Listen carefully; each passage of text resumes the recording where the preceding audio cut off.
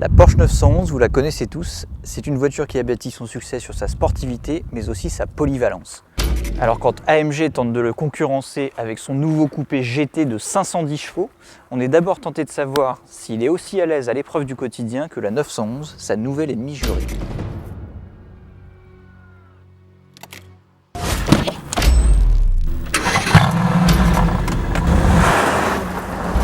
Au quotidien, on doit parfois faire des créneaux et la GT sait le faire, même si l'immense capot complique un petit peu l'exercice. Passer un dos d'âne à vitesse normale, l'AMG sait le faire sans faire frotter ses moustaches. Accueillir des bagages, la GT sait le faire aussi grâce à son coffre de 285 litres contre 125 litres seulement dans une 911. Pour emmener des amis à l'arrière, en revanche, la GT ne sait pas le faire car contrairement à la 911, la Mercedes est une stricte 2 places. Reste l'épreuve des bouchons où la GT se débrouille plutôt bien avec sa boîte à double embrayage. Alors on termine avec l'épreuve des longs trajets où la GT est assez silencieuse même si on entend bien le bruit des pneus à 130 à l'heure.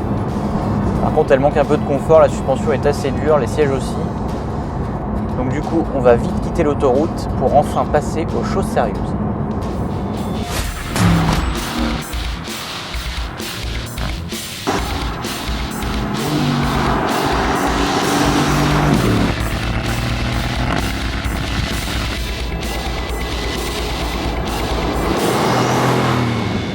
Avec cet AMG GT, on dispose d'un V8 plus petit que celui de l'ancienne SLS puisqu'il passe de 6,3 litres à 4 litres de cylindrée.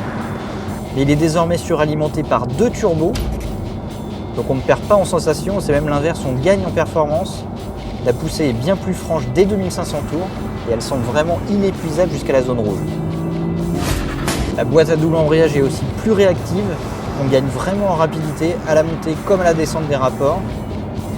Quant à la sonorité, alors elle n'est plus aussi caverneuse que l'ancien V8 atmosphérique, mais elle reste très sympathique avec l'échappement actif en position sport. D'ailleurs, je vais me taire un petit peu pour que vous puissiez en profiter.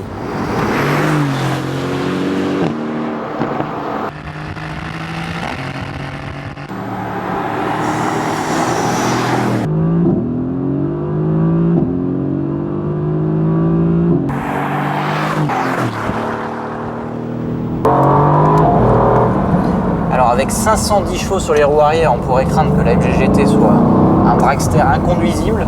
Et ben c'est pas du tout le cas. Le train avant se jette dans les virages, le freinage est quasi indestructible.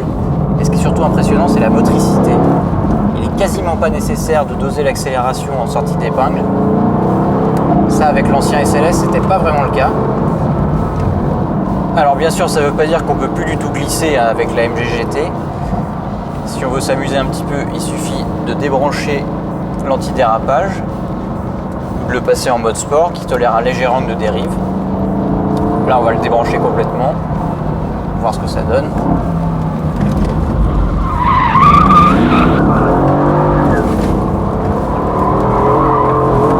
Ah, ça glisse toujours, il n'y a pas de problème.